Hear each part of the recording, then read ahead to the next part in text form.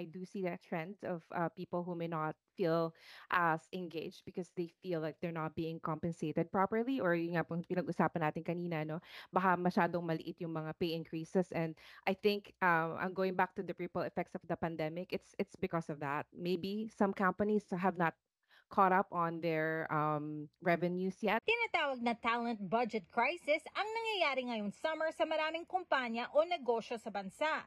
Ayon sa Canadian recruitment consultancy na Robert Walters, sa ilalim ng krisis na ito, aminado ang 7 sa bawat 10 kumpanya na hindi na competitive ang kanilang binibigay na compensation packages o sweldo sa mga empleyado ngayong taon.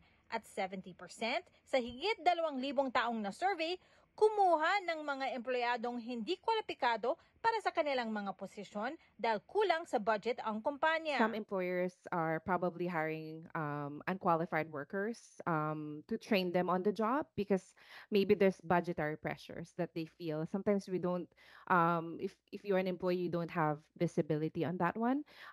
But I can see, and I do observe, some employees may feel stress or have low morale because these new unqualified workers, they have a more steep learning curve, and so they may dedicate more time to train them, but in the long term it's actually very good for the company because they're investing in their people. Pero 80% ng mga empleyadong na survey ng Robert Walters nagsabing naghahanap na sila ng bagong trabaho ngayong 2024 dahil dito.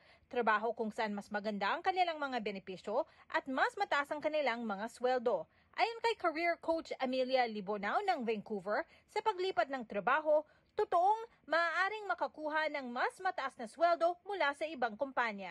Yeah, so there's definitely a trend here in Canada, and even, I would say around the world.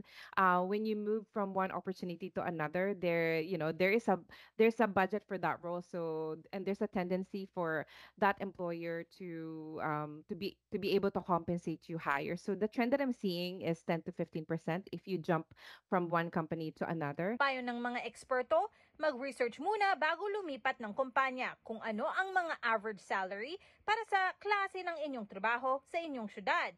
Kung hindi naman nais lumipat ng kumpanya, gamitin daw ang taunang performance reviews para magtanong tungkol sa posibleng pagtaas ng sweldo at kapag alam na lumaki ang revenue ng kumpanya sa nakaraang mga buwan o taon. If they feel po no, that they are not compensated the right amount, they could consult several websites, such as salary.com or Glassdoor, to have an understanding on the average wage increase for that particular position. Teresa Barrera, Omni News, Vancouver.